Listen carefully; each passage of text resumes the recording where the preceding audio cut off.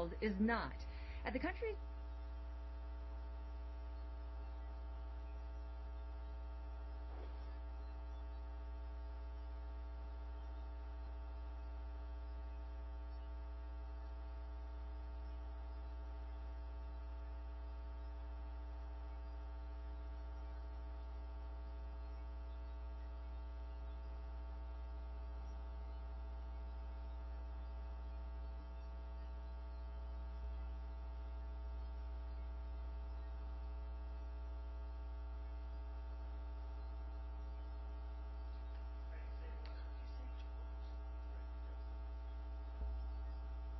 So good evening, everyone. I'm going to call to order this meeting of the Capitola City Council. I want to welcome everyone who's here this evening and everyone who's watching from home on their television sets. We'll begin with a roll call. Councilmember Harlan. Here. Councilmember Norton. Here. Councilmember Bottorff. Here. Councilmember Termini. Here. Mayor Story. Here. Will you stand with me for the Pledge of Allegiance, led by Stephanie Harlan? I pledge allegiance to the flag of the United States of America and to the republic for which it stands, one nation, under God, indivisible, with liberty and justice for all. See this? Sure. The next item on our agenda is a proclamation declaring March 13th, 2014 as Capitola Book Cafe Day. And so I'm going to come down to the front here, and and I would like to ask Gwen Markham, Marcia Ryder, Judy Stenovich, and Kathy Kitzius to join me out front here.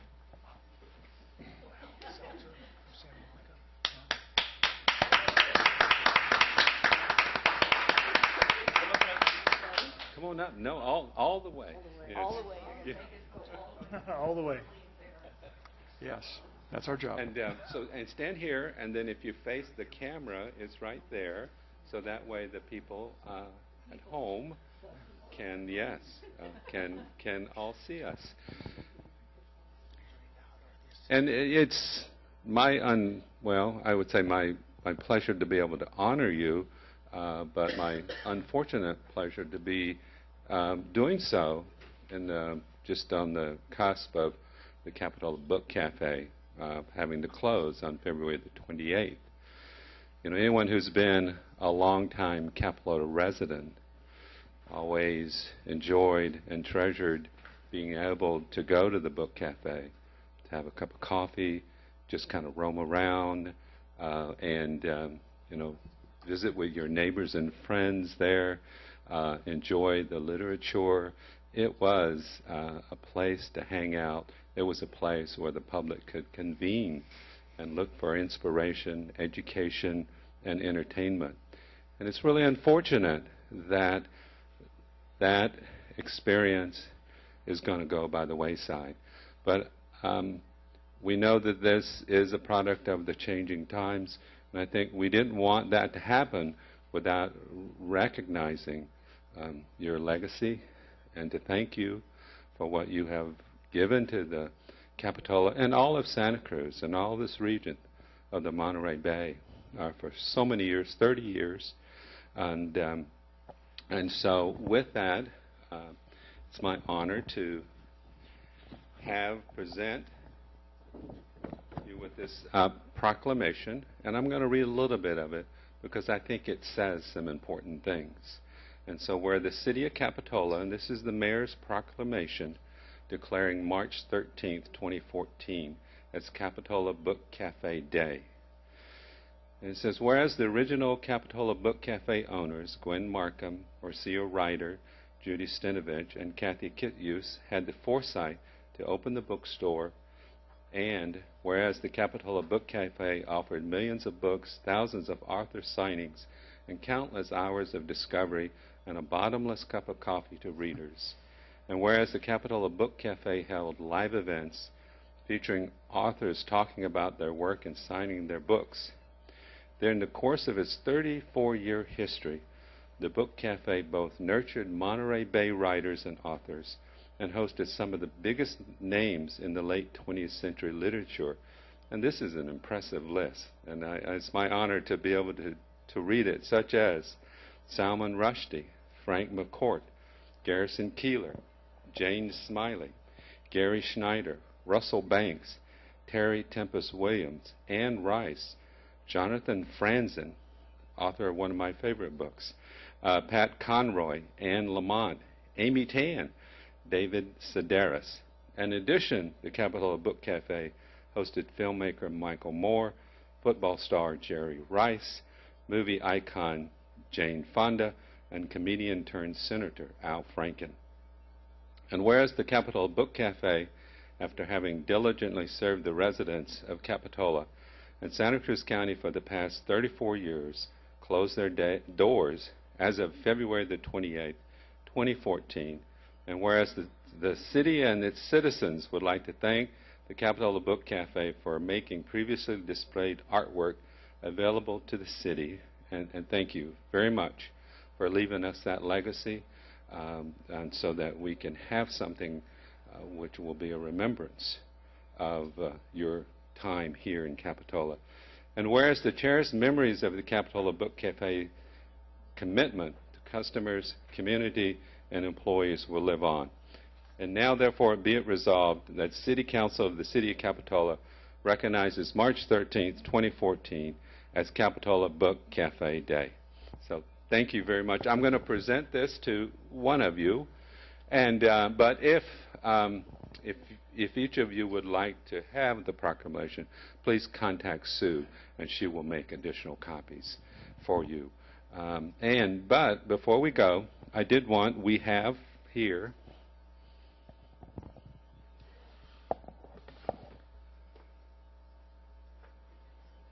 now this is from the County of Santa Cruz, and our county supervisor, Zach Friend, I know wanted to be here to present this, but he could not be here, so I'm going to do this on his behalf. But I'm not going to read this whole thing because it's not as good as ours was. but it says, whereas local independent bookstores are gathering places for people who love books, providing the opportunity for customers to peruse the shelves, to find a book, to feed their mind and spirit, enjoy a cup of coffee, chat over shared experiences, and delight in the discoveries that can be found in reading. And whereas for the past 34 years, the Capitola Book Cafe has been an integral part of the Santa Cruz County community, providing a nurturing environment both for local residents and for new and emerging authors. And after 34 extraordinary years, Capitola Book Cafe has closed its doors, and the owners of the many dedicated staff throughout the years are to be commended, providing an opportunity where local residents could find the right book, hang out, share stories, and grow along with the store. Now, therefore, I, Zach Friend, chairperson of the Santa Cruz County Board of Supervisors, hereby declare March 13, 2014 as Capitola Book Cafe Day in Santa Cruz County in recognition of the extraordinary contributions that the Capitola Book Cafe has made to our community. So we have two of these for you, and would any of you like to say anything at this time? I'd like to say that I was not one of the original owners. I think George Allen, there was another group that started it, so we were kind of the second round as far as the owners and runners of it the last 25 years. It's an honor to be able to present this art to you and to know that it hopefully will be in the new Capitola Library, which will continue the tradition of just reading and being inspired by the paintings. We've loved these paintings for 20 years in the Book Cafe, and we're so happy that you're going to be able to see them in a village that we love, the Capitola Village. And I think that the new library is something we'll all look forward to. We also weren't the last owners of the Capitola Book Cafe. For 7 years, Wendy and Melinda have owned the Book Cafe, so we'll pass one of these on to them. You should say one thing about who painted them. Oh, yes. The pictures that we've donated were painted by Jean Holton, who is a very witty and very good artist, and we're really happy that you showed so much interest in keeping them for us. And good luck with the new library. I hope you really do it up proud. Well, thank you very much, and best of luck to you in your future endeavors, whatever that may be, even if it may be retirement, and hopefully you'll be able to read a lot of books during that time. So thank you for being here tonight. And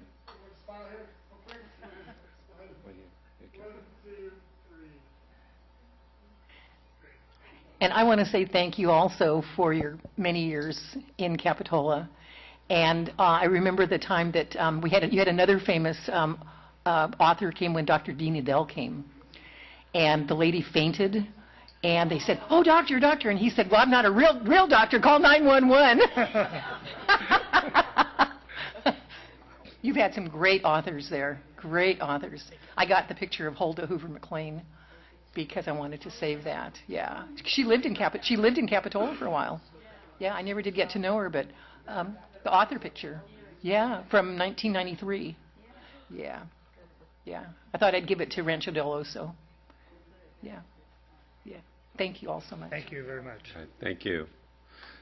And I would also like to thank Gail Ortiz for helping to coordinate this presentation, the preparation of the proclamations, and the receiving and the arranging for the city to receive the artwork. So thank you, Gail. No, George, and there was a man, and they sold it to them. So the next item is a report on closed session. I'll ask the city attorney to give us a report. Thank you, Mayor. One item the council discussed in closed session was a lawsuit that's pending against the city entitled Rael and Leonard versus the City of Capitola. The city attorney and the city manager provided the council with a status report on the current state of that lawsuit and provided us with direction concerning its ongoing defense and potential settlement. And that's my oral report on closed session. Yeah, thank you, John. Next item is additional materials. We did not receive any additional materials here this evening, so we can move on to additions and deletions to the agenda. Any council members wish to request a deletion or addition? Seeing none, we'll move on to public comments. This is an opportunity for members of the public to address the council on items that are not on tonight's agenda. Would anybody like to address the council? Seeing none, I'm going to close the public comment portion of the meeting and move to item number 7, which is the City Council, City Treasurer, staff comments. Comments from the City Council? Yes, Stephanie. Just to remind everyone again that the grand opening for the latest show at the museum will be next Saturday from 12 to 4, and it's going to be very exciting. And we are going to have an author of the book on Harry Hooper there, and family there, Harry Hooper's family. Some are going to be there. So it's another really special Capitola afternoon, and encourage you to come that day if you can, or any Wednesday, Friday, Saturday, Sunday, or by appointment. 12 to 4, the museum's usually open. Thank you. Anyone else? Dennis? Okay. Any comments from the City Treasurer?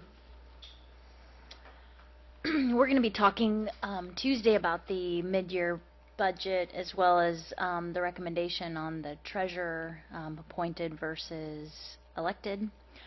If anyone would like to come join us Tuesday at 6 p.m. It's going to be fun. That's at the Finance Advisory Committee. The Finance Advisory Committee. Which will be here in these council chambers. Yes. Staff comments?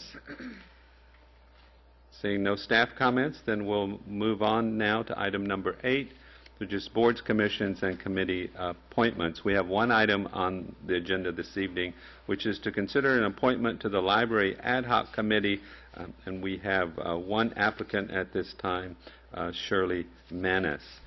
And this is a council appointment. So can we have, is there a staff report? Council members, you'll recall that we reinvigorated our library subcommittee to help us with our new library project recently. You'll recall that we appointed, I believe, 3 members from the public as well as Council members Termini and Council members Norton several meetings ago. We did leave the recruitment process open as directed by Council, and we received 1 additional application, which is the application of Ms. Manis, which is in front of you this evening for consideration. Staff does recommend considering closing the application process just to ensure continuity moving forward.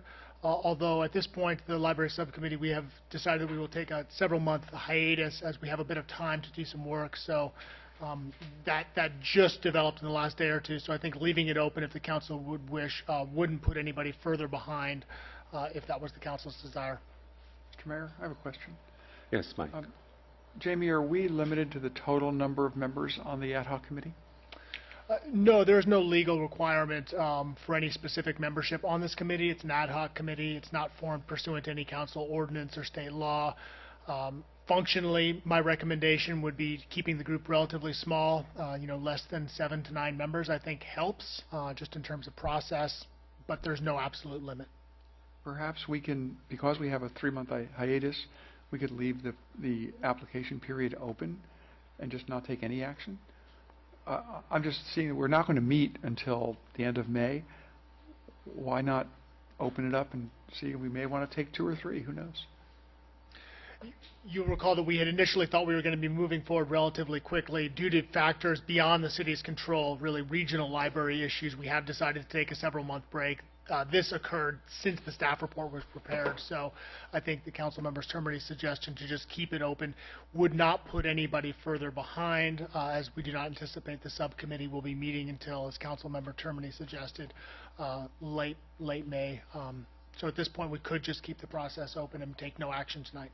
So would we announce to the public that we're accepting your application because we're considering adding a couple more people to the committee? Is that the question? I don't see why that would hurt. I mean, I think the more the merrier, and we've had some brisk discussions, and they've all been positive, and it's moving along, and I think there's plenty of great minds in Capitola we can include, including Shirley, at some point in the future when we're getting ready to meet again.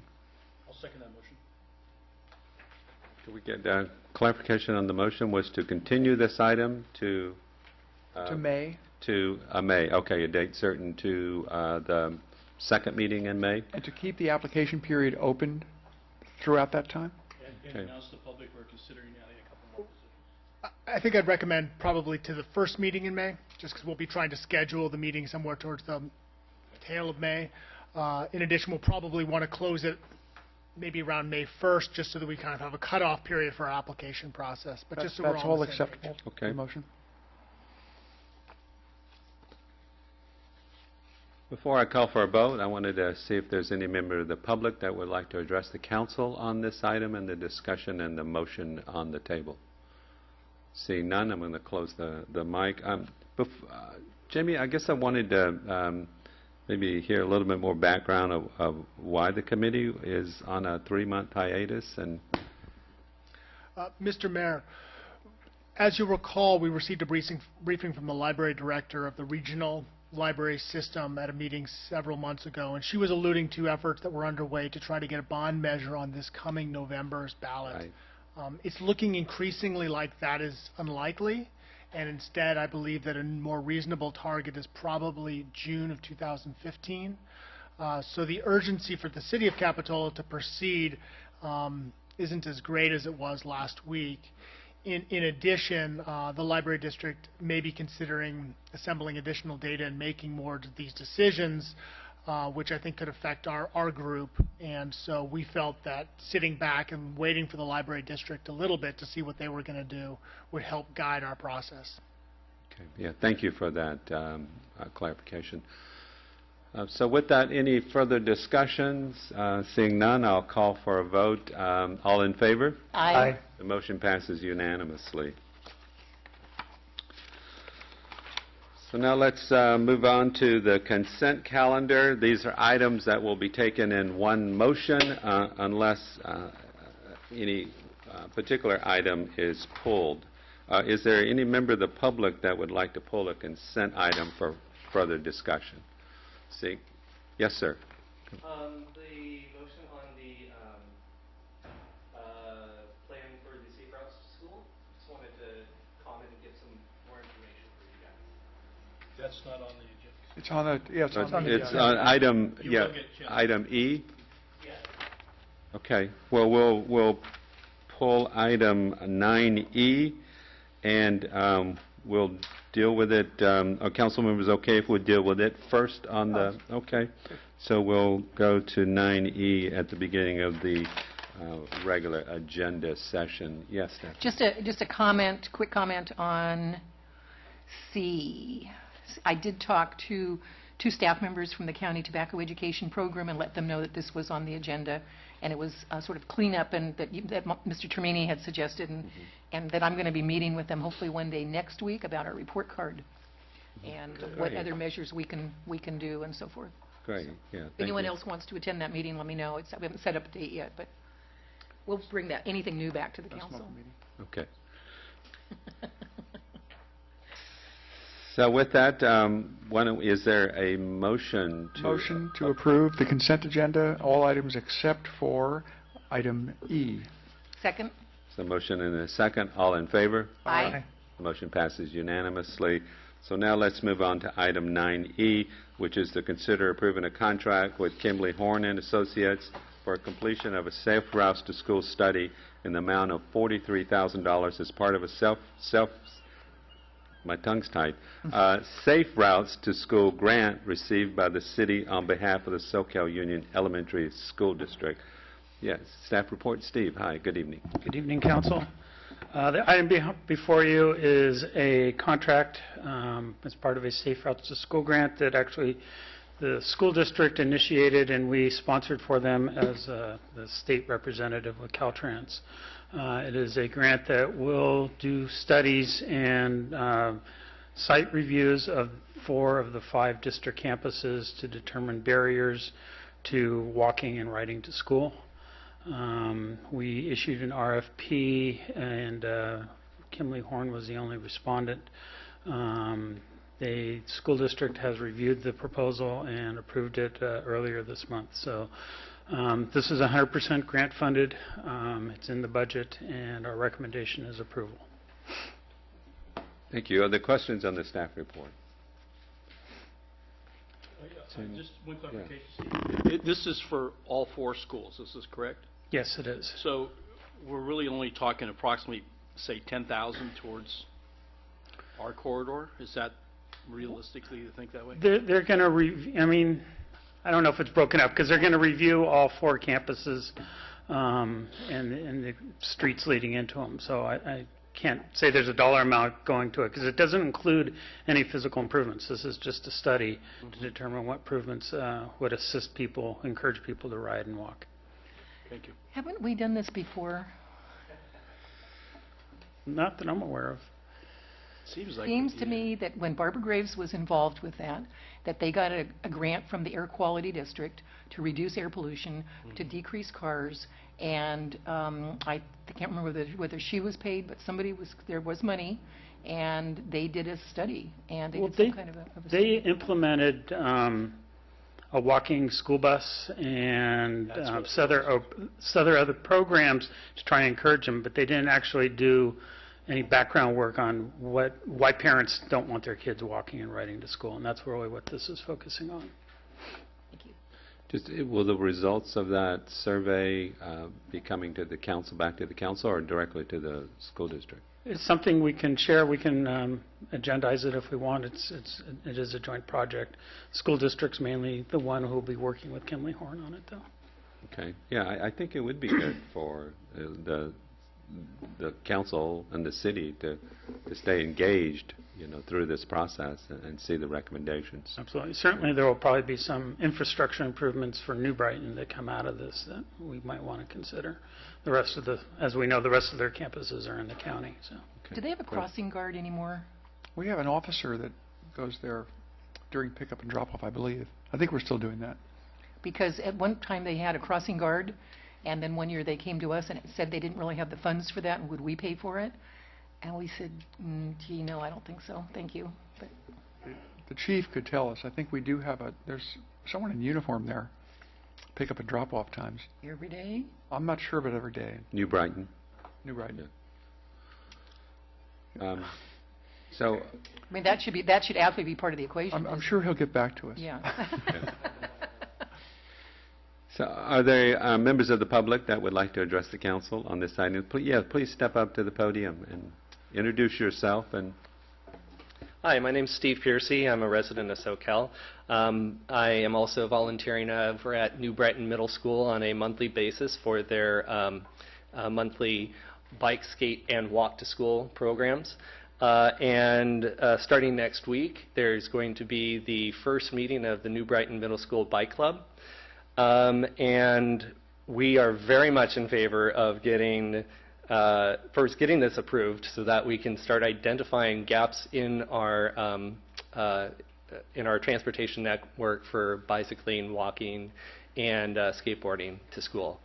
I just wanted to give you a little bit of history of stuff, because there's a lot of data that is currently available that I do hope that the consultant does reach into and leverage so that they're not duplicating efforts, and they can also incorporate this data into their study and report to the city as well as the school district.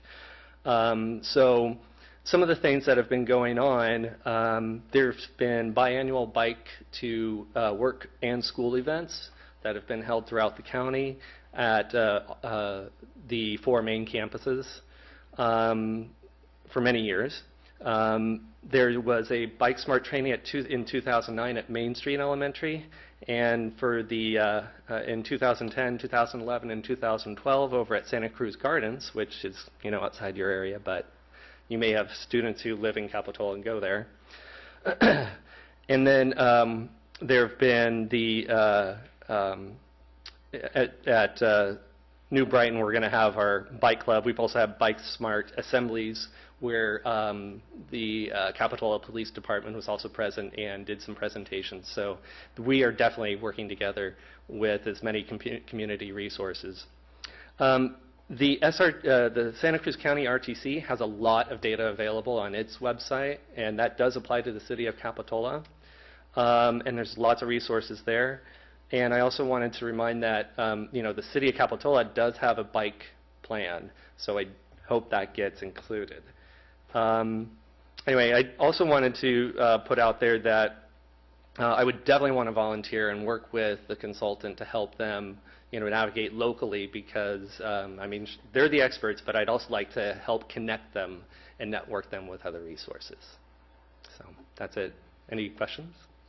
Other questions? Leave your name and phone number. Yeah. And email. Yeah, thank you for coming this evening, and it sounds like you would be a tremendous resource to guiding the consultant, and hopefully you have the contact information with Ms. Kimberly Horn so that you guys can connect and once it's approved. Yeah. Okay, good. I just want to make sure. Yeah. And if anyone, I don't know how I should give my contact information to you folks. But why don't you go through Steve, staff? You can write it down on the piece of paper there. Yeah. Great, thank you. We have a sign-in sheet. You could sign it, leave it right there. Okay, and I'll make sure I do that too.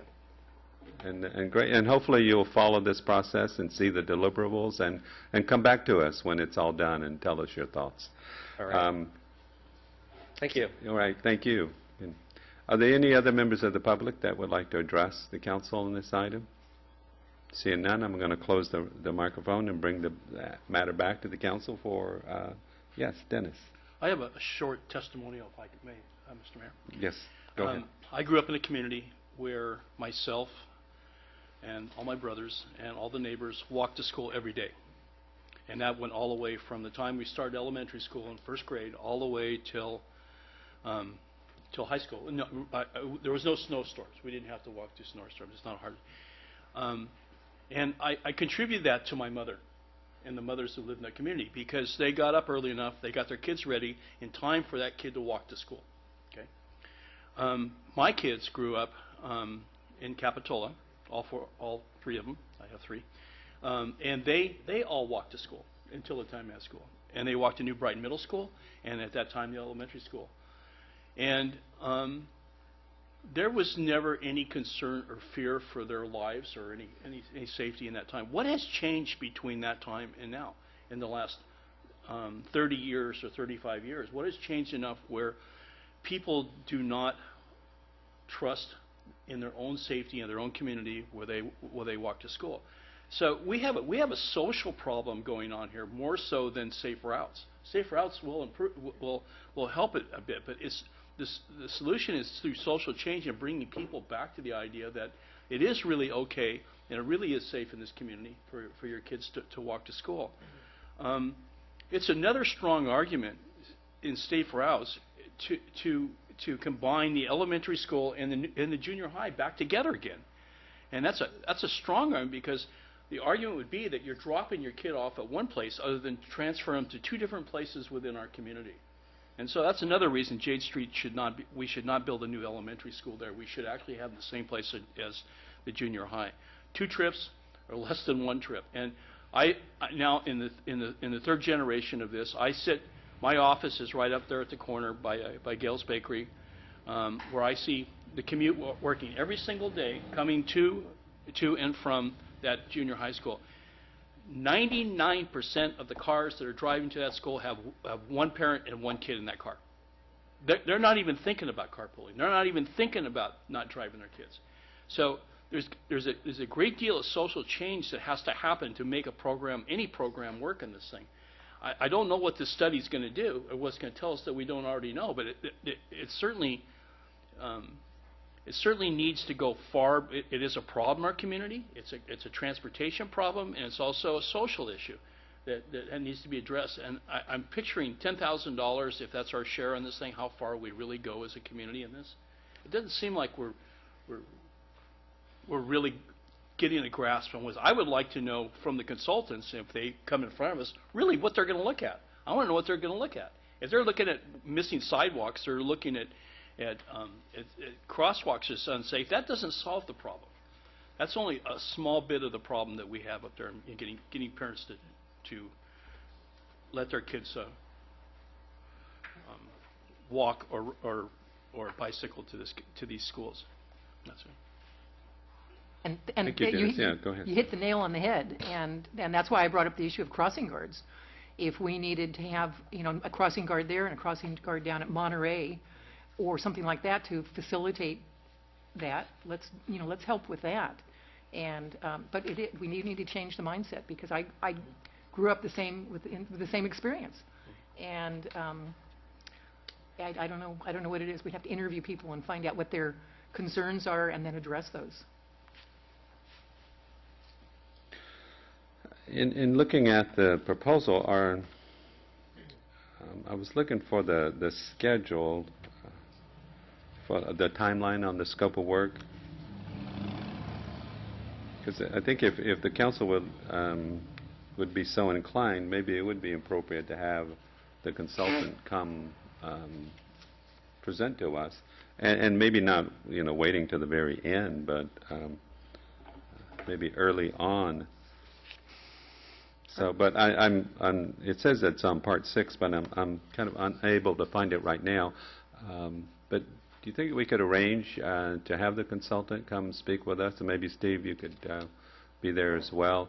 I think that one thing that would do, it would just help continue the attention on the issues, the social issues, really start to try to change people's patterns and behaviors. And I think if we kind of kept this at a council level, we could play a role in that. Absolutely. So I think they'd be willing to come in and make a presentation. That'd be good. I'm probably need to get some findings done. I know they're kind of on a short timeline now to get it done before school's over for the summer, to get all the surveys and the survey work done. So I'll try and figure out a good time for them to come. And that'd be excellent. Yeah. So thank you, Steve.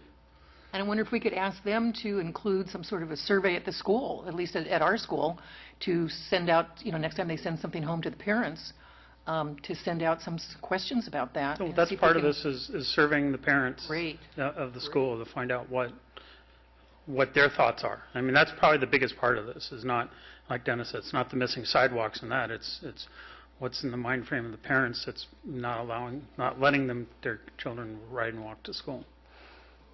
Okay. Thank you. Any further discussion? Seeing none, is there a motion? Motion to approve contract. Second. There's a motion and a second. All in favor? Aye. Aye. The motion passes unanimously. Thank you, Steve. Which will bring us to item 10A, which is a presentation provided by Rosemary Menard, City of Santa Cruz Water Director, regarding the current drought and long-term water supply issues. Thank you for coming, Rosemary, this evening. Good evening, Mayor and members of the Council. Thank you so much for inviting me. I'm really delighted to be here. And perhaps I should take just a moment to introduce myself to you. I am recently joined the City of Santa Cruz on the 27th of January, and so I've been having a lot of fun since then. And so I'm really glad to have the opportunity to share kind of what I've learned and kind of what's going on with the drought and also long-term water supply planning with you. I actually grew up in the San Francisco Bay Area, but I went to college in Seattle a really long time ago, and I lived in Seattle a long time, and then I lived in Portland, and then most recently I lived in Nevada. So my mother has been saying, you know, she'll be 90 in May, but she's been saying I've been on my way home back to California, so I finally made it. So I wanted to just really sort of give you an overview, particularly of the drought response issues. And this is a map that's probably familiar to you. This is the City of Santa Cruz's water service area, and the dark green areas and the sort of medium green areas are the parks and golf courses, and I think that kind of purpley area over there is the university. And you all are on the edge over here, and I have to tell you, I can't get the north, south, east, and west thing sorted out quite yet. So I don't know if that's south or east, wherever that is, but you're down here by the 41st. Okay, good. That's very confusing to me. I'm sorry. Water is west. How can that be east? So I think that we serve a portion of your area, particularly the large commercial there on 41st and some other areas just up there towards the freeway. So you're a relatively small part of the non-city part of our service area, which includes Live Oak and some other unincorporated areas. So it's not a surprise, basically, to anybody who's been living here that we're really in the third dry year of a series of dry years, and this one is kind of the worst of the worst, so to speak. The state declared a drought emergency. Governor did on the 18th of January, and we have had City Council adopting resolutions to request the 20% voluntary cutback, but that was followed fairly immediately on the 25th of February by the Santa Cruz City Council declaring a water emergency and directing the staff to implement Stage 3 of our water shortage contingency plan, which includes water use restrictions. This is actually a really interesting document. Comes out of the state and all those, you see all the logos down there, NOAA, USDA, et cetera. And this is something that comes out and is updated fairly frequently. So this is the picture on the day after I started work. And you can see that the really extreme drought, the dark red, it was not in Santa Cruz at that time, but the state was very, very red, and then a few spots that were less problematic. And then on March 4th, it looked like this. And now we have the sort of transition from the red to the dark red, so we have, are now characterized as having extreme drought in our area. And I'll tell you a little bit about sort of why that is. This graph shows you, there are 3 bars in this graph, and I need to get my picture out here because I can't see that. It's too far away from me. So the dark blue is the long-term average of precipitation, which is around 30 inches of rain a year. The yellow is from last year, and you probably all remember that it was fairly wet in the fall, and then once it came New Year's, it really dried up so that there was really no additional rainfall or very little additional rainfall for the rest of that the year that brought us into this water year, which starts in October. And then the light blue color is this year, and as you can see, we had virtually no rain at all in January, had 4/100ths of an inch against an annual sort of long-term average of more than, say, almost 6.5 inches there. And then we had quite a bit of rain in February, which was a big relief, so a little bit more than average, but we are still really, really dramatically behind in our rainfall and accumulated sort of runoff. And that is really demonstrated by this graph, which has a lot of lines and figures on them, but I'm going to talk to you a little bit about them. So I'm going to move this over here a little bit. This dotted line that's here is the long-term average cumulative runoff for the water systems or the streams that we use to serve our water supply. So that's a very long historical trend. This sort of line with the, see if I can make this work, with the triangles here is sort of what happened last year. You can see it got wet very early and then really leveled off and flattened up. And we did make it from the critically dry to the dry, just barely over into the normal thing year for last year. This is 2 years ago where it was very, very dry through February, and we had the Miracle March. I was living in Reno then, and they had the Miracle March there too because it had been terrible. And all of a sudden we got 20 feet of snow in March, which meant a really great deal for the water supply there. And again, 2 years ago, we managed to get sort of just above almost to the normal line through the dry line.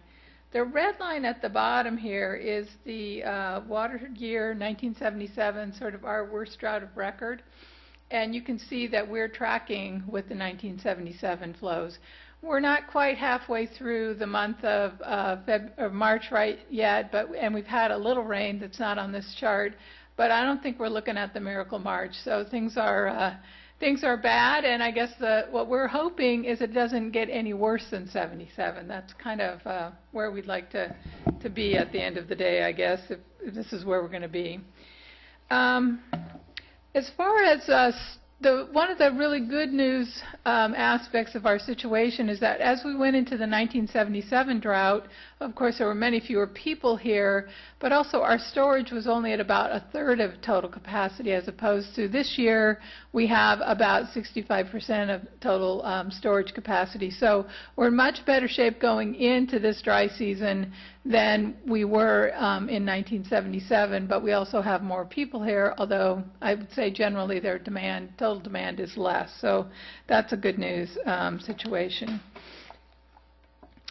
So we have a water shortage contingency plan that was adopted by the City Council after a number of years of working on it. In 2009, the Council adopted the plan, and it really has some very strong goals and priorities. And I'm not going to read all these to you, but you can see that the strategy is basically to do the best, provide the best service you can for the highest priority uses, health and safety uses, and, make decisions based on how you can protect the economic activity of the area also. And you'll see a little bit more about that in a couple of slides down. And to budget the water use, I think this is really key, so that even if we have another dry year, we won't completely drain Loch Lomond Reservoir this year. So that's also a major issue, to be conservative and to take action that anticipates we could potentially have another dry year beyond this. And if Loch Lomond is empty and we have another dry year like this, we're really going to be in a pickle. So we have to be conservative. The guiding principles are, I think, really everyone must do their part, shared contributions. Non-essential uses go first. That's really focused on irrigation, landscape irrigation, ball fields, parks, schools, everything that you can imagine that's, big irrigation users. Golf courses have been a a big focus of a lot of conversation, obviously. Lots of ongoing communication, and then public participation. I think this chart, which comes out of the 2009 plan, is really important. We're now in stage 3, which is the orange stage there. The goal is 25% overall reduction, shortfall of estimated supply versus demand. We've cut back by rationing, which I'm going to talk a little bit more about in a minute. We've cut back the sort of health and safety uses that for single-family residential, business, et cetera, the cleaning, cooking, showering, laundry uses by just a relatively smallish amount. Businesses are being asked to cut down their uses for any non-essential uses. They're not being regulated in quite the same way that residential sector is. But you can see that between stage 2 and stage 3 in that chart, that irrigation use goes from about, providing 2/3 of the water to 1/3 of the water. So the big target is irrigation use. And should we get into a situation where it continues dry or worsens, then we will be looking at additional cutbacks in those 3 categories with, irrigation continuing to be a major target of reduction. The basic things for stage 3, which we are in the process of ramping up to implement, is residential rationing, larger irrigation accounts, significantly reduced budgets, as I just mentioned, and commercial customers, audits, conservation plans, signage, irrigations, and those kinds of restrictions. These are all laid out not only in the water shortage contingency plan, but also in Chapter 1601 of the Santa Cruz Municipal Code. For rationing for single family, we have about 19,000 accounts. The consumption goal is a 27% reduction of about 1.5 MGD total.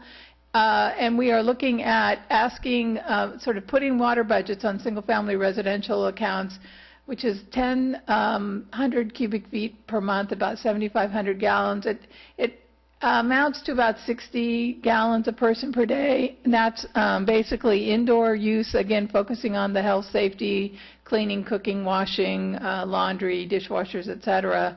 And this doesn't take into account the cut. Well, with this kind of a water budget, you don't really have water to do irrigation with, or at least not very much.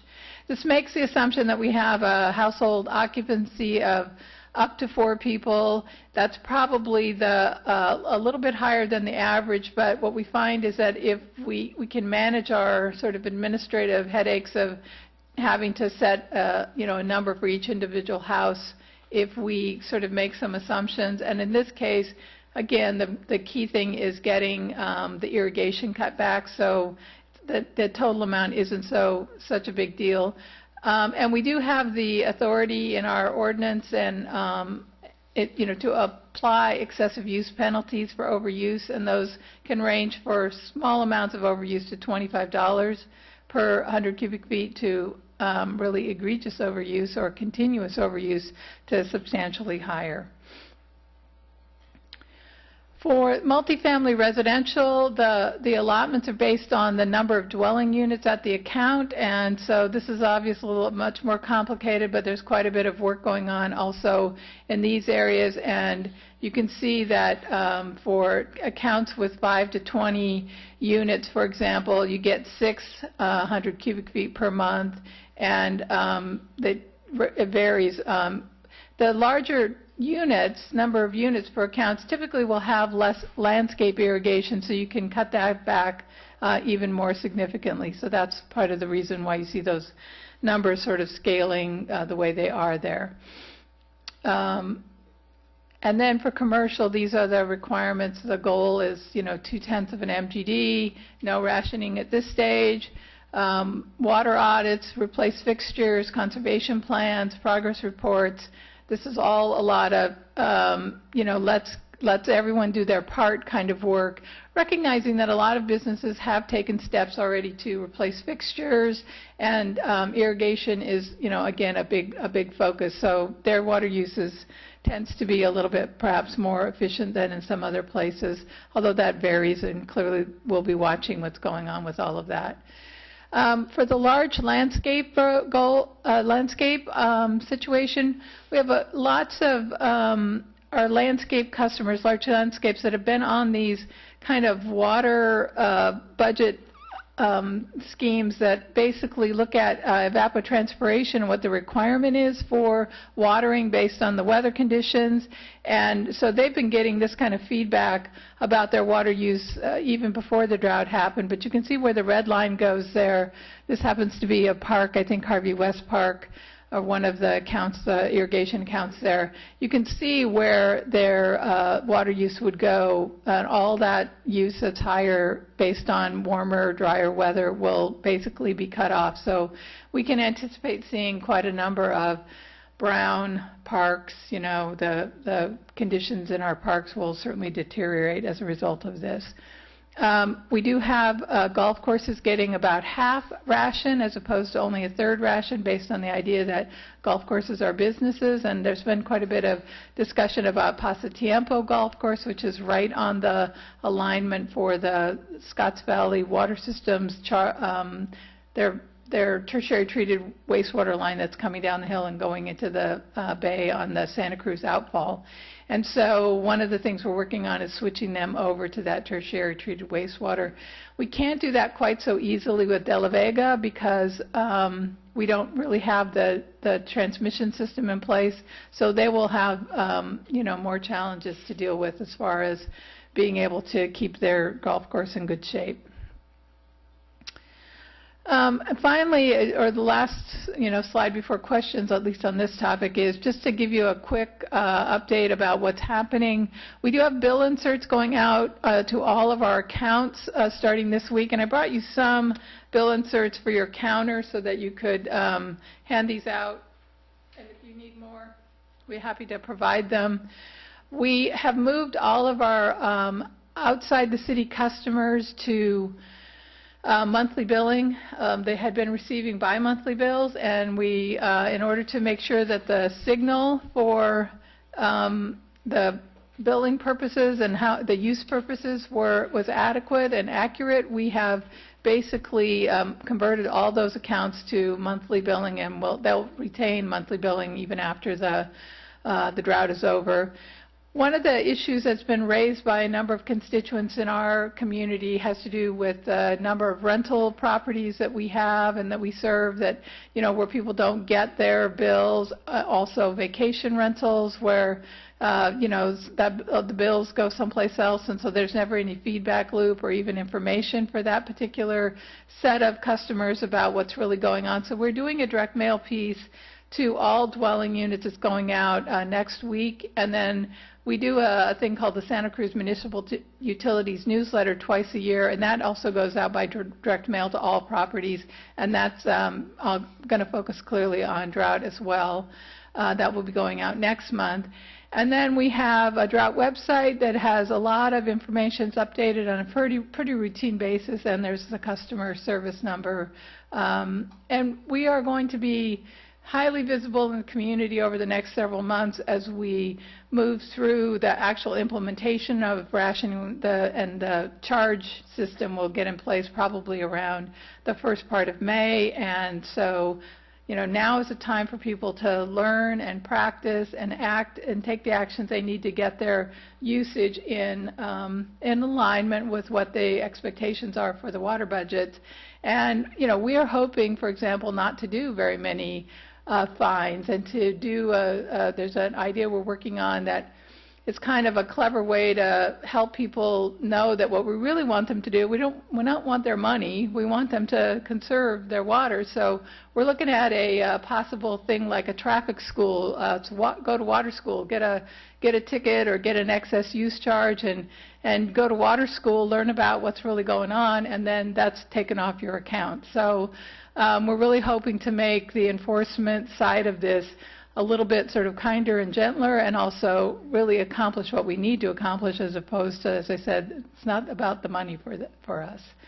So with that, I will be happy to take your questions, and I do have some remarks to make about what else is going on in terms of long-term water supply planning, and I can give you those remarks now or after you have questions. Why don't we see if there's a few questions before we go on? Any questions from council members on the... Yeah, go ahead, Dennis. Thank you, Rosemary, for coming in. This is an important issue with all of us right now. What is really the fairest way of determining equitable distribution of water? It seems to me the number of people in a household should be the factor more so than per household. In other words, a person, for instance, a large family has 3 kids. Yeah. Obviously, they're going to use a lot more. It's going to be more difficult for them to keep in the lower tiers.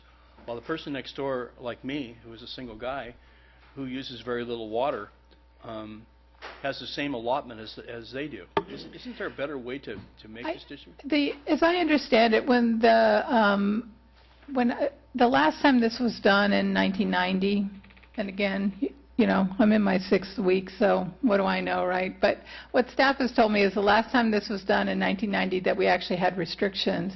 And there was an attempt to sort of do a census around each one of the households and some process to set the allocations based on that. It was an administrative nightmare.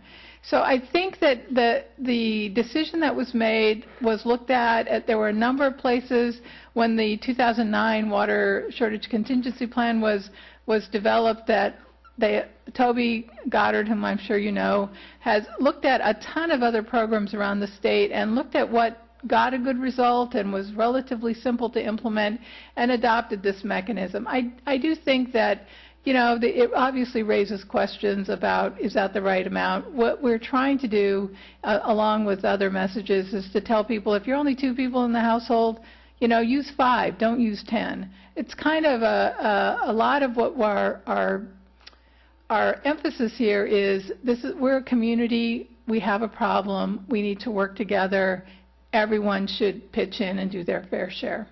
Okay, one more quick one. Sure. And maybe you're going to cover the water commission that was just formed for the city. Yes, I am going to cover that. Can you explain why they did that and why Soquel Creek did not do it? I know you can't answer for them, but... No. Okay. I can explain why they did it, whether to... Yeah, I can explain. So maybe I'll do that when we talk about that as opposed to anybody else have drought questions. Anyone else have drought questions? Just one quick comment. When you do create that traffic school for water school, maybe you could have a component for plastic bags, because we really don't want their quarter either. We want them to use the plastic bags. So maybe you could work that together. Okay. We'll have tables outside and people can put their other you know, materials there. Go ahead. Great. No, the question just with regards, I've been trying to follow the Pasatiempo thing because I think it's a great solution to a problem.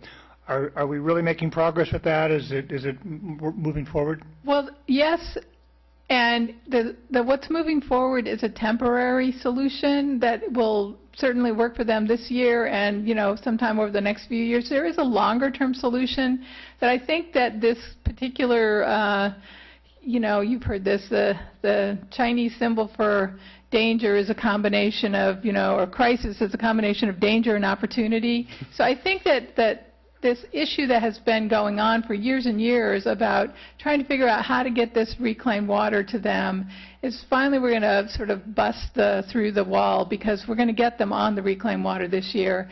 They need to make, Pasatiempo needs to make some fairly significant investments in infrastructure in order to permanently use this source, and they're concerned that if they don't have a contract with Scotts Valley Water District that gives them long-term certainty about being sure to get this water, that they won't have a good return on their investment. They're a business.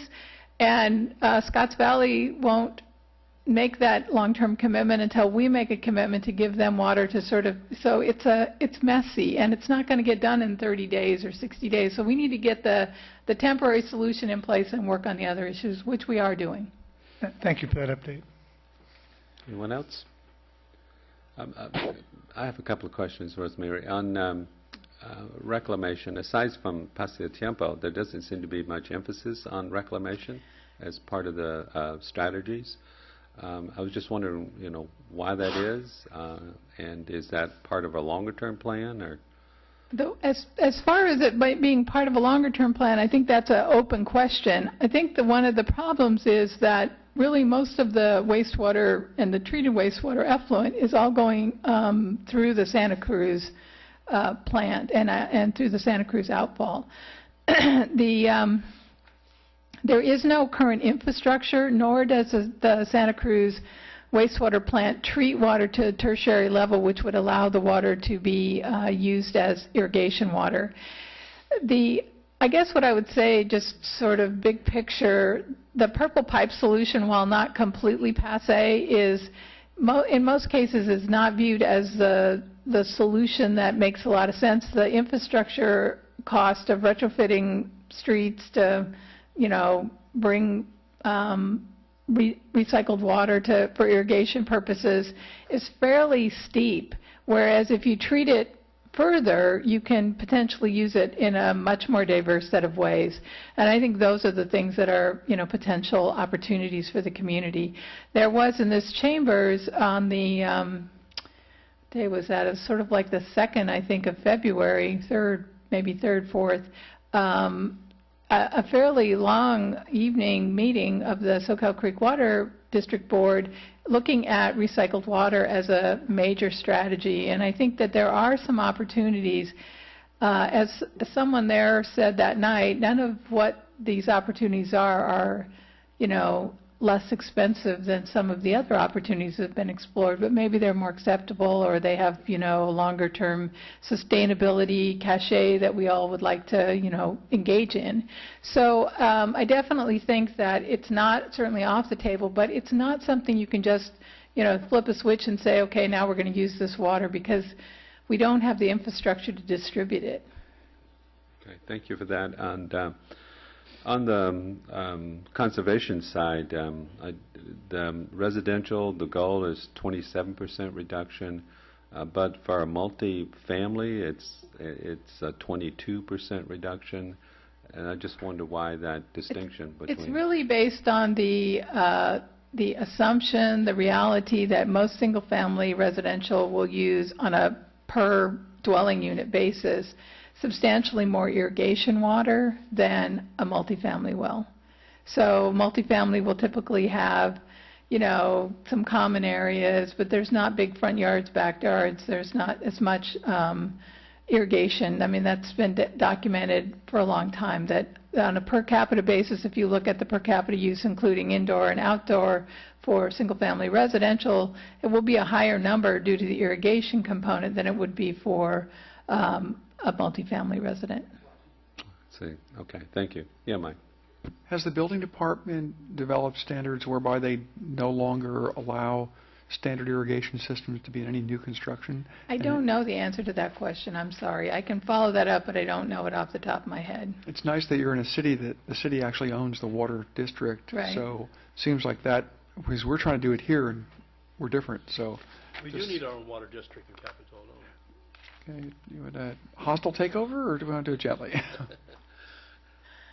Be careful what Thank you wish Mr. for. Mayor. Yeah, really. Yeah, I'm not sure if we want that Just headache. to address one point, and Rosemary can correct me if I'm wrong, your concern about large families and that issue. There is a hardship appeal process Yes. built into the program, so people can come forth and bring their circumstances to the attention of the city, and they'll consider those on a case-by-case basis. And we actually, if you have a larger family living in your home than 4, then you can come forward and document that, you have 5 or 6 or 7 or 12, and we'll give you additional increments of water, and that will go into the billing system so that you won't be penalized.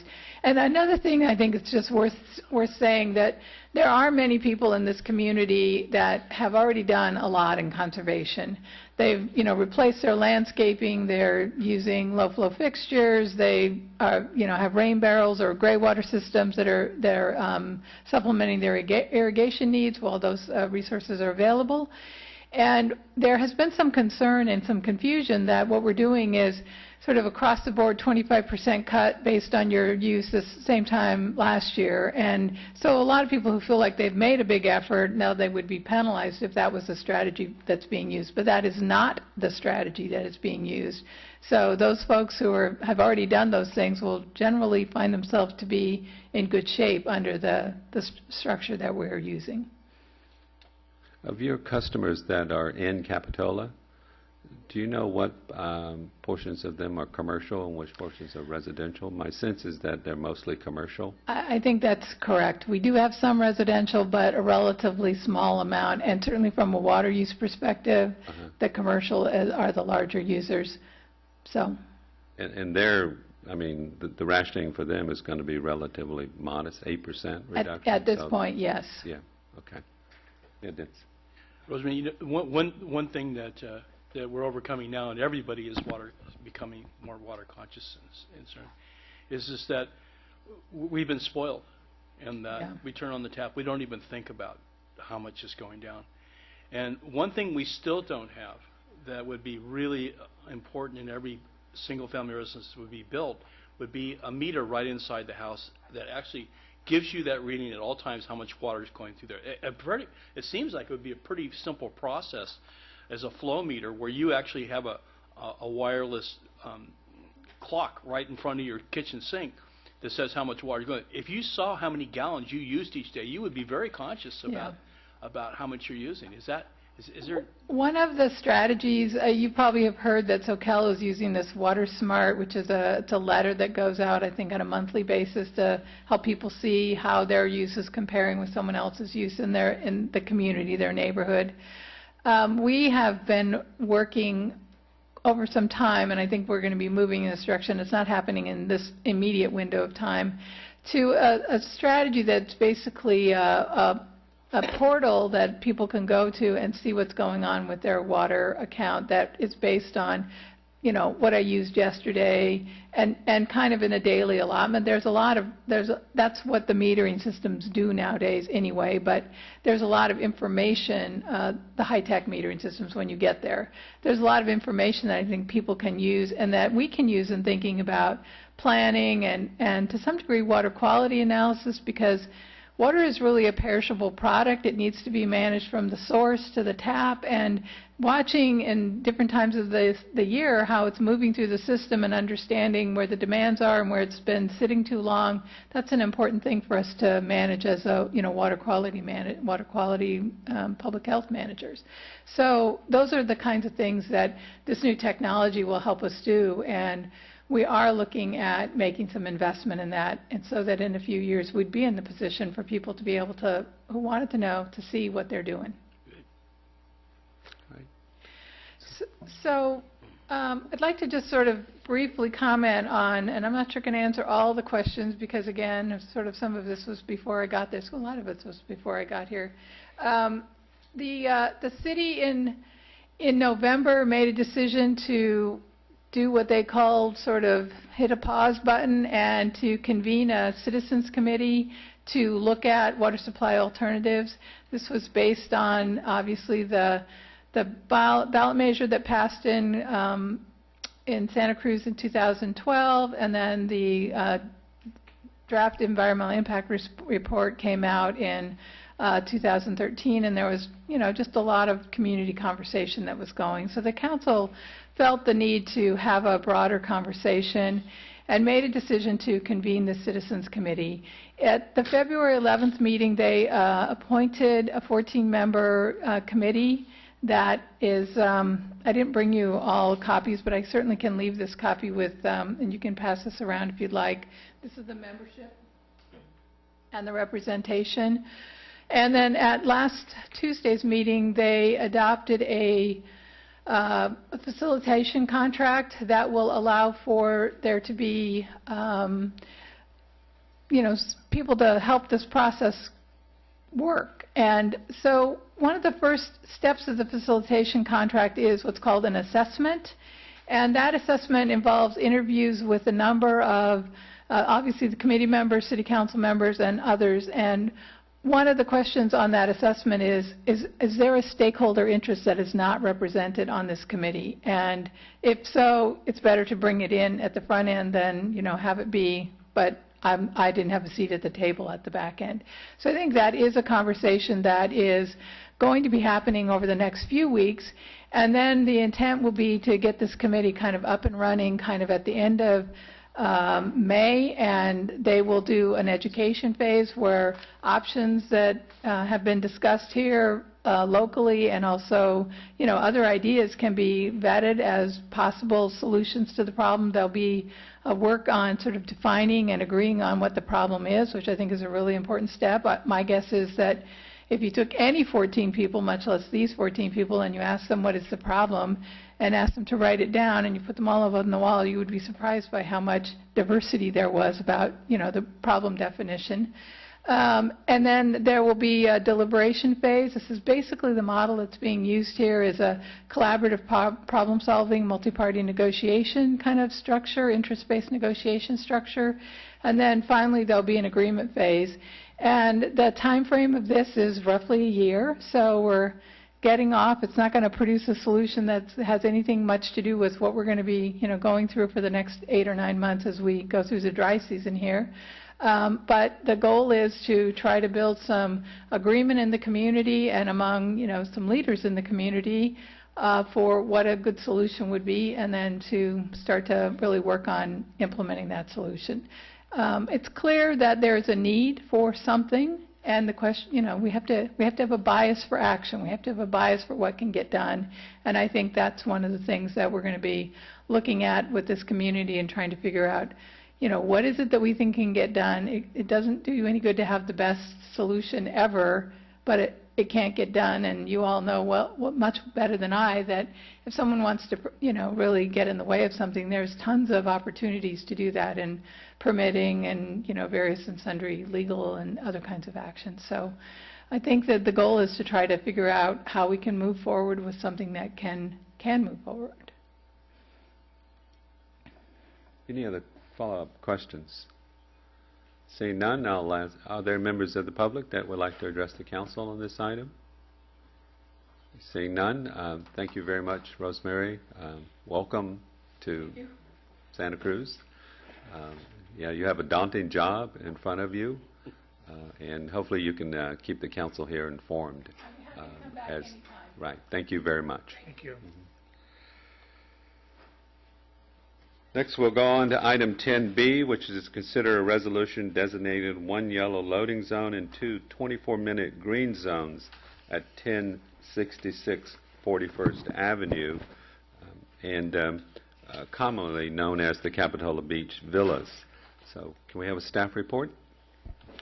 Good evening, Council. Just to give you a little background on this, the Capitola Beach Villas at 1066 41st Avenue has 55 residential units and 3 commercial units. It was built in the early 2000s. The on-site parking includes 57 covered residential spaces, 41 uncovered residential only spaces, and then there are 22 shared spaces between their commercial during the day from 8 a.m. to 6 p.m. and for guest and residential parking from 6 p.m. to 8 p.m. The on-street parking, which is what we're looking at tonight, consists of 6 spaces. Currently, only regulations are our citywide 72-hour parking limit. One of the commercial businesses finally opened up in early February, Amazon Juices, and upon opening they've noticed that the on-street parking is primarily used for long-term parking, such as employees of businesses, hopefully not their own, RV parking, showing cars for sale, and people going to the nearby spa. They have requested establishment of some parking regulations to assist in the turnover of the vehicles in front of this commercial business. Their request was 1 yellow zone and 2 24-minute green zones. Now going to take you on a quick tour of all the parking on 41st Avenue in the city. At the 1100 block, we have 6 spaces in front of 3 or 4 businesses, I believe it is. That entire block has been designated as 24-minute spaces, and there's approximately 6 spaces here. It goes all the way down to this last car down here. 1095 41st Avenue.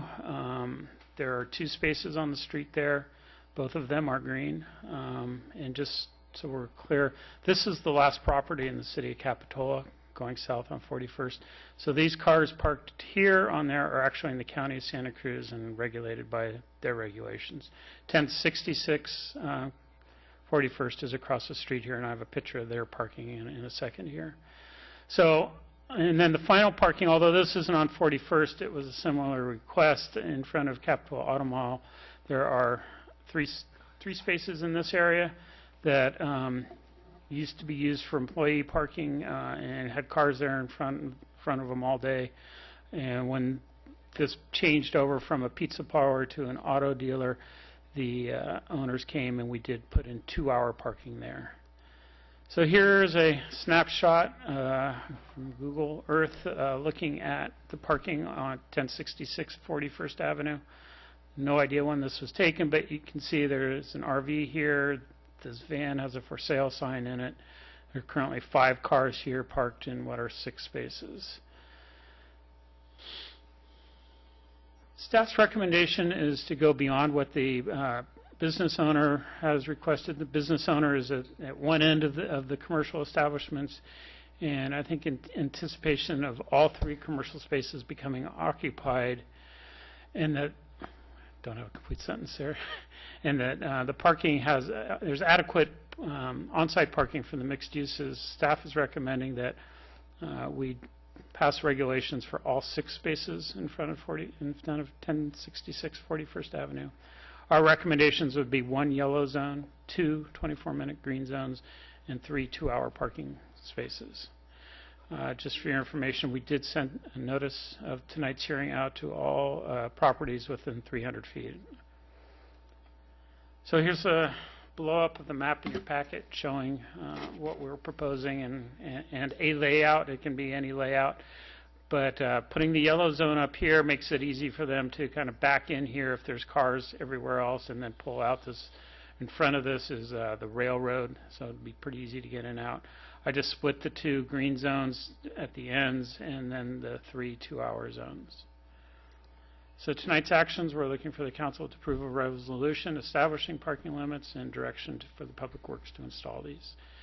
And that's my report, if you have any questions. Thank you, Steve. Other questions? I have a couple questions. When the spaces are colored in the street, will there be hash marks in the street designating those parking places, or is it just wide open? What we would do, we'll paint 24-foot long sections of the curb for the yellow and the green and make them green. I hadn't anticipated putting in parking tees to designate them, although we could certainly add that if you want to do that. I noticed they weren't across the street, so I don't know if I know in the village we have them. Right. In other places, it's not our normal practice. It's not our normal practice unless we get complaints that 3 cars are taking up 4 spaces on a regular basis. And the other question is hours of day for this parking restriction. All of our restrictions are from 6 a.m. to 8 p.m. Okay. The only concern there is I think the hours of that the juice place is 5 o'clock. So, and I don't know what. For those businesses, how late they stay, but if that's our policy, then that's our. That's how it's covered in our ordinance. So okay. If you want to do so. No reason to change that. Thanks. Other questions, council members? Council, for the record, I did want to note that the city treasurer did inform me that she's in negotiations for a lease on the property adjacent to this, and so she recused herself from this conversation. Okay. Well, thank you for informing us. Steve, I wanted to ask, what the neighborhood that's just down the road from there, I know when the beach villas went in, there was a lot of discussion about protecting the neighborhoods from vehicles parking there. What kind of measures did we put in place to just prevent that spillover from going into the neighborhoods? When the project was approved, I know there was a lot of discussion on the number of parking spaces in there, and I think I don't remember specifically, but I'm pretty sure we included extra parking spaces. And I haven't heard any complaints or issues about the parking on Nova Street. I think is the closest neighborhood there. Right. Yeah. I can't say they're not happening, but I haven't received any. All the units are sold except for one in there now.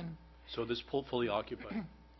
Mr. Mayor, one of the things is I spoke with the operator at the juice bar yesterday, And his assertion was that it was primary spa fitness patrons, although in the Google Earth photo that the Public Works Director showed you, it appeared to potentially be cars for sale as well. But he felt that it was primarily spa fitness patrons that were parking there as just sort of a quick opportunity to park. So, if that's the case, if it's employees and primarily spa fitness patrons, it seems unlikely that these would trigger any sort of response or pushing folks into Nova. Okay. Yes, Stephanie? I think when we approved the project, I think the owners said that if it was a problem, they would give all their residents a sticker in the car and to place it on the window, so that if the neighbors complained and saw one of those stickers, they would call the manager and the manager would deal with it right away. I don't know whether they ever did that, but I haven't heard anything about it either. Okay. Well, the 2-hour parking is not going to detour people from going to the spa. Right. They're still going to use that. Yeah, we talked about that, if that affected our recommendation, but I think that, the idea is that this is a mixed-use project, and that there will be a mix of uses probably in those spaces, and while the juice bar may only need quick pickup, drop-off, some of the other uses might need something approaching an hour. In addition, do keep in mind, as the Public Works Director said, there's commercial parking on that sort of southern boundary there of the property. So if somebody is going to come for a longer period of time to the commercial uses, there is on-site commercial that's designated for them. I'll move staff's recommendation. Second, and just under discussion, Katie and Jamie and I went out there yesterday and walked around. There were very few cars in the parking lot, and even though it's completely full. And we took a tour of one of the units in the front building that has the elevator. It's lovely. It's very nice. I wish we'd made them put elevators in the other buildings too. I think, if that happens again, we should do that. It's a nice amenity for moving your furniture, and you don't have to carry it up the stairs, and so forth and so forth. And anyway, it's a different subject, but that's a lovely juice bar. It looks like it has wonderful food, a whole variety of things. It's owned by the owner, also owns Cafe Brazil on Mission Street in Santa Cruz, which has wonderful food. So I'm very hopeful that it'll be successful. As we were standing there watching the cars and people pulling in, people went in there to get a juice, get a smoothie, get a sandwich or something like that. There were several cars that did that. It's becoming known, and it's going to be a nice I think it's going to be a nice use. Yeah.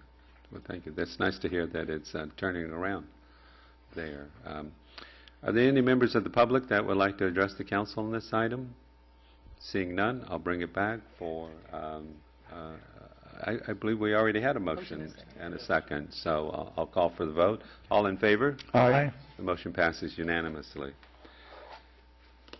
The owner was going to, of the juice bar was going to come tonight, but he had another commitment and he wasn't sure if he could, that would finish in time, but he was very interested and was very, very nice to work with, and his staff members were very nice. Which brings us to item 10C, which is to consider authorizing the acceptance of a Capitola Public Safety Foundation grant of $3,250.96 for the purchase of police department firearms equipment, and authorize a budget adjustment in the amount of $3,250.96 for fiscal year 2013-14. Staff report. Chief. Good evening, Mayor and council members. Rudy Escalante here, Chief of Police. So during the calendar year, we periodically do reach out to nonprofit organizations and those other community groups that do support the law enforcement community for grant opportunities to help purchase safety equipment. And in this instance, we did reach out to the Public Safety Foundation in regards to a potential equipment need that we do have, and we were looking at funding opportunities that would help us in fulfilling this project. Currently, we have two types of weapons that the officers are issued for safety equipment. One of them is the handgun that they carry on their sidearm, and the other one is a long rifle that they then take into their vehicle, and it's locked in the vehicle.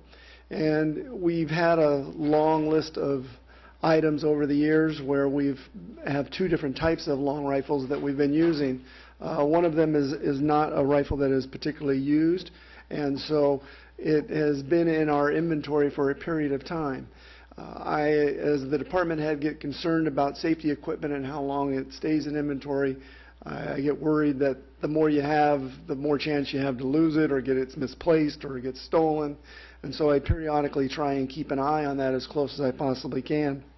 I also like to provide the officers with the best equipment possible, something that they can train with and feel comfortable with and confident with should the unforeseen need arise to where something may require them to use a long rifle. And so in this situation, we've looked at some opportunities with our local vendor, who is a licensed federal firearms dealer. They deal in strictly police supply over in San Jose, LC Action. And we've reached out to them in hopes of trading the outdated equipment so that we can update our equipment and get better lighting that on the long rifles along with optics. And in order to do that, they all have to be a licensed federal firearms dealer. They cannot resell them to the public. It's not something that they just do over the counter. They still have the requirements because it is considered an assault rifle, so they can't resell it. They can resell it to a law enforcement agency, but not to a member of the public.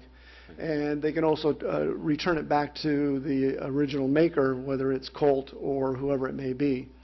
So it's not something that goes back out on the street, but it does give us an opportunity to get some credit back.